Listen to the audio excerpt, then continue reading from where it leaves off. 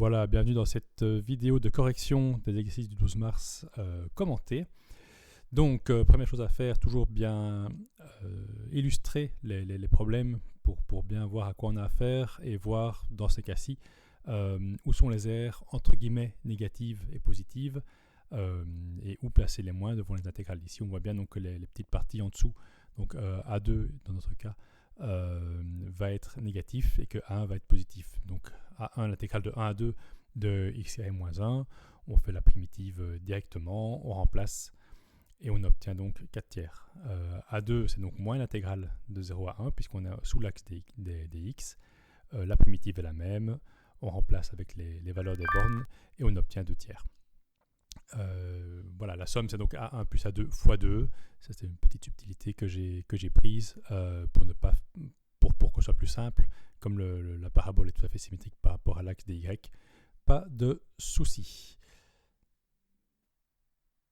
Alors pour l'exercice 2, de nouveau, un petit graphe. Prenez le temps de faire des graphes, hein, je le répète, c'est important. Ici, tangente de x sur 4. Donc voilà, placer pi demi, pi, 2 pi, 3 pi demi. Avec tangente de x sur 4, on voit qu'on a la première asymptote va être à 2 pi. En pi, on va avoir 1. Et donc voilà, on trace la tangente. Et on voit que la surface, elle est donc au-dessus de l'axe des x, donc pas de problème de signe. Et on peut directement y aller avec l'intégrale de 0 à pi de tangente de x sur 4. Alors on avait fait au cours la primitive de tangente de x. Tangente de x sur 4, c'est presque la même chose.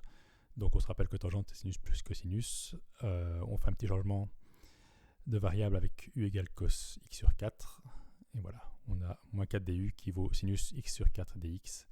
Et on remplace et on a le moins 4 qui va devant, puisque c'est une constante, intégrale de 1 sur u du. Et ça se primitive directement après en remplaçant le u par cosinus x sur 4.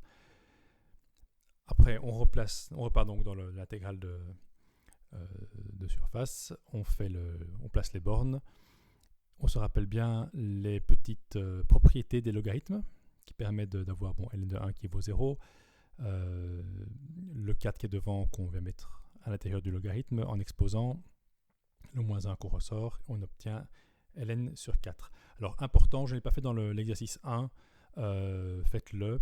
Essayez d'estimer ce que vous devriez avoir. Ça vous permet de vérifier que votre réponse elle est cohérente et au moins ça ne tape pas trop loin. Dans ce cas-ci, par exemple, valeur de la surface estimée, je prends le triangle 0, pi, 1. Ça fait environ 1,5. La surface elle est visiblement plus petite.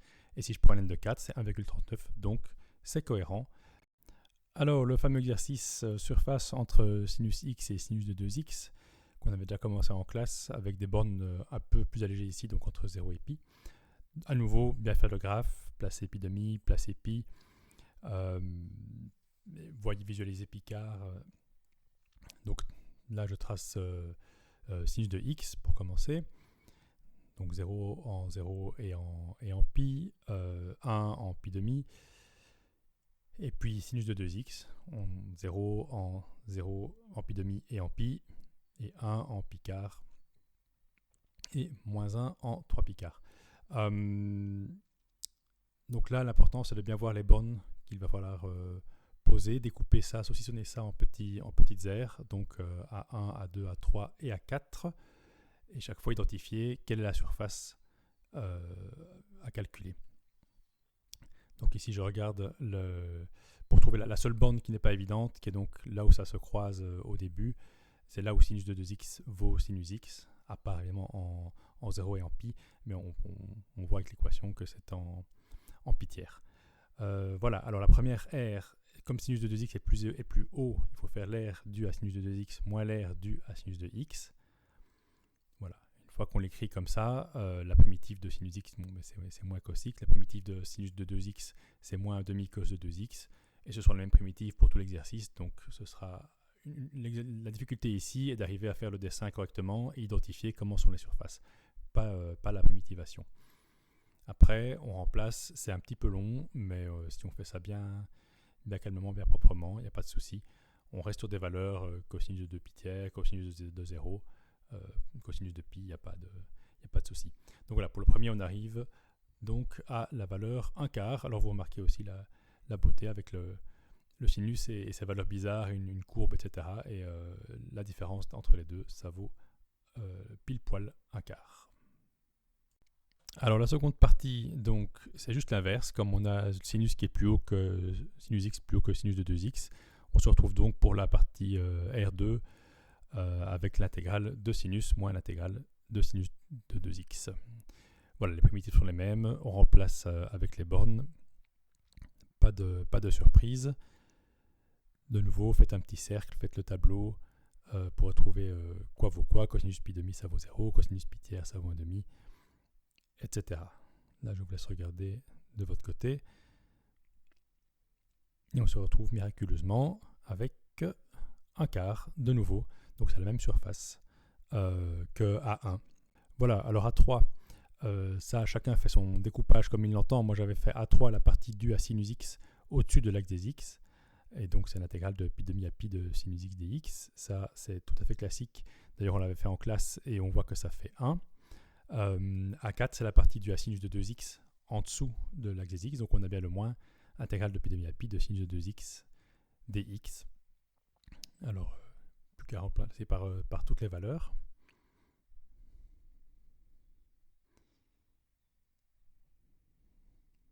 Et voilà, ça fait 1 aussi, c'est de nouveau entre guillemets un hasard. Le total, c'est donc A1 plus A2 plus A3 plus A4, et on arrive donc à 2,5. Alors regardez le 2,5 quoi? Mais 2,5 unité de surface. Là, je montre l'unité de surface, c'est bien le carré 1, 1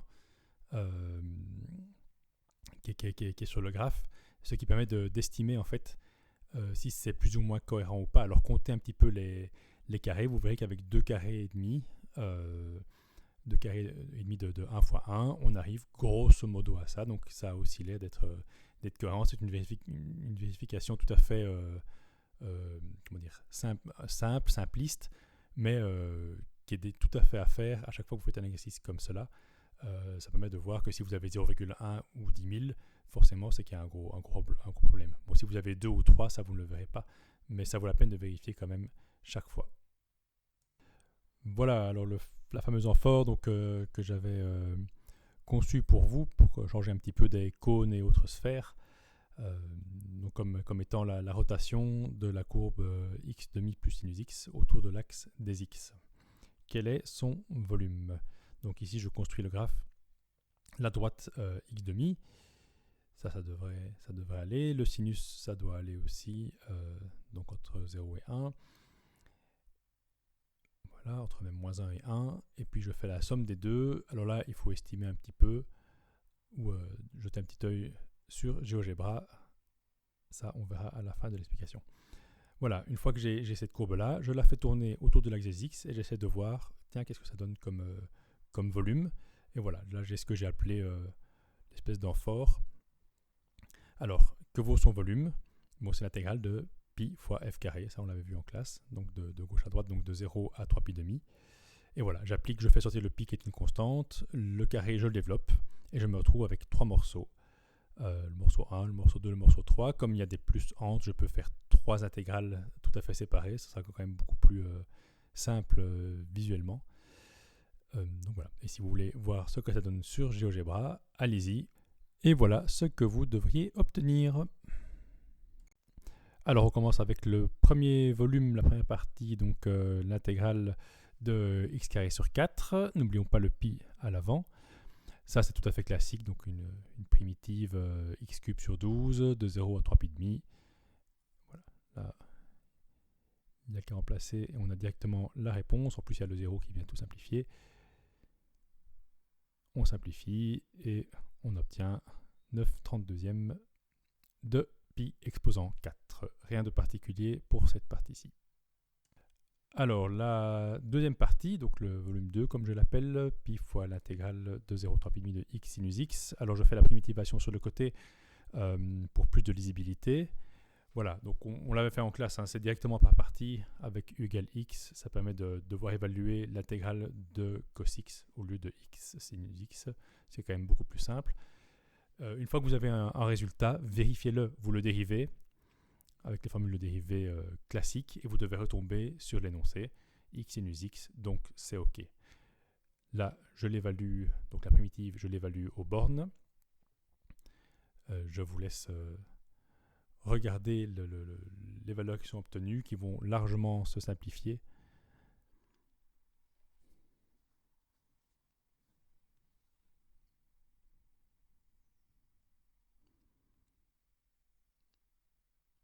Je rappelle, faites le cercle, faites le tableau comme d'habitude. On arrive à moins pi.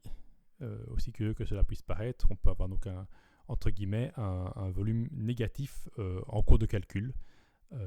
C'est pas de souci avec ça. Alors, prenons la partie 3. Donc toujours le pi devant l'intégrale, c'est plus simple. Et sinus carré. Alors sinus carré, on l'avait primitivé en classe, ou bien cosinus carré, je ne sais plus, mais c'est le même principe. Une petite astuce. Donc on commence par partie, avec sinus fois sinus. Et on va se retrouver donc avec une primitivation de cosinus carré. Donc c'est pas gagné, mais là il faut se rappeler que cosinus carré, c'est 1 moins sinus carré.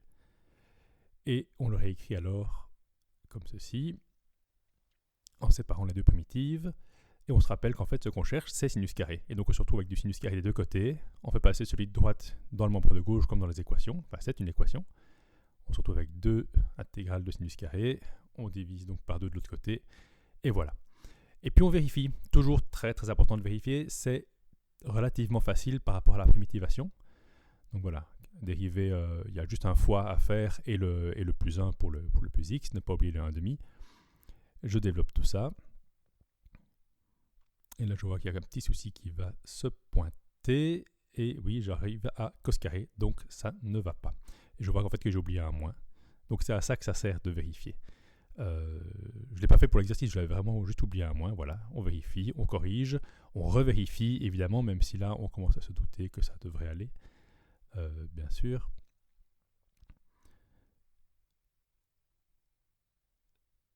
Donc voilà. On n'oublie pas les égales et on arrive à sin carré. Et donc cette primitive-là est la bonne avec le moins. Je la reporte, j'évalue aux bornes ce que ça vaut. Là, je vous laisse voir le développement.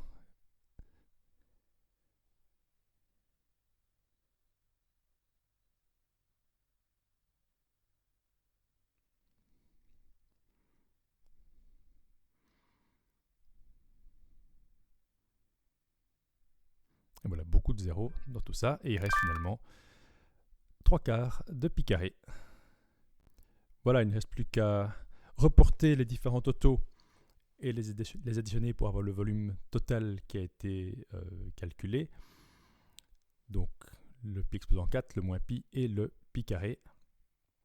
Alors là, je finis quand même à la calculatrice pour estimer combien ça fait et pour pouvoir vérifier la cohérence de tout ça. Donc j'ai environ 31,66 unités de volume. Je rappelle, à l'unité de volume, c'est bien le cube de 1 sur 1 qu'on peut voir sur le graphe. Alors est-ce qu'il y a bien 31 cubes, il faut voir ça un peu en 3D, dans cette forme d'amphore? Mais j'estime en fait le cylindre qui a la largeur de l'amphore, hein, donc de 0 à 3 pi demi, et qui a comme hauteur pi demi, qui est une hauteur un peu moyenne que j'ai pointé sur le graphe. Et donc je vois que le cylindre fait 3/8 de pi exposant 4, donc 36,53. Voilà, donc on est dans le même ordre de grandeur et ça nous rassure quant au côté plausible et cohérent de la réponse. Alors la partie toupie maintenant. Là je vous ai créé une petite fonction par partie, définie par partie, afin d'avoir un petit volume rigolo et qui est plus simple que le précédent à faire, mais ça montre qu'on peut modéliser, dessiner un peu n'importe quoi avec des fonctions. Donc ici le x cube et puis un arc de cercle et puis un tout petit cône, enfin une toute petite droite qui deviendra un cône. Quand on le fait tourner tout ça autour de l'axe des x, ça donne une espèce de toupie vue latéralement. Voilà, que j'essaie de représenter le mieux que je peux comme ceci. Et donc 3 parties, 3 volumes, V1, V2, V3, et on cherche la somme de tout ça. Donc le premier, il faut primitiver x cube, ça ne vaut pas trop de soucis. On arrive à pi sur 7. La seconde partie, ça c'est la partie donc avec la pointe. La partie plus volumineuse, là je vous laisse voir le développement. Pas de grosses difficultés non plus. On enlève les constantes, donc le pi. On développe, et comme on a des sommes, on peut primitiver en séparant les primitives. Ça se fait de manière tout à fait immédiate. De nouveau, dans ce genre d'exercice, la difficulté, c'est d'être bien précis jusqu'au bout et de noircir du papier, comme j'aime bien dire. C'est la longueur qui fait la difficulté plus que la technique. Le précédent était plus compliqué. Voilà, 2 tiers de pi. Pas de surprise pour le V2. Et pour le V3, alors, pas de surprise non plus, on se retrouve avec une droite, donc ça va donner un cône, on l'avait fait en classe aussi.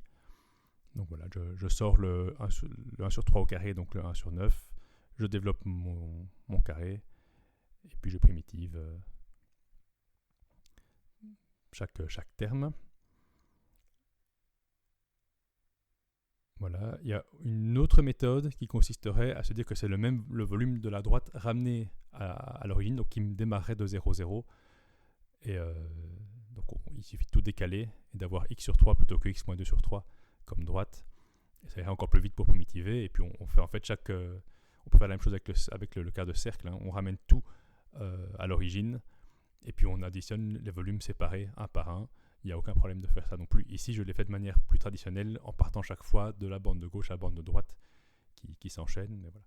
Quand on développe tout, on arrive à pi sur 216, ce qui n'est pas grand-chose, mais c'est logique, c'est juste la petite pointe de la toupie. Ça ne devait pas donner grand-chose. Voilà, je rapporte tous les résultats sur ma première feuille. Et on se retrouve avec pi fois une somme de fractions. J'évalue rapidement, 2,56 environ. Ça me permet de comparer de nouveau avec l'unité de volume et de voir un peu la sphère, la demi-sphère que j'ai là pour vérifier. J'ai regardé le volume d'une sphère, c'est 4 tiers de pi r cube.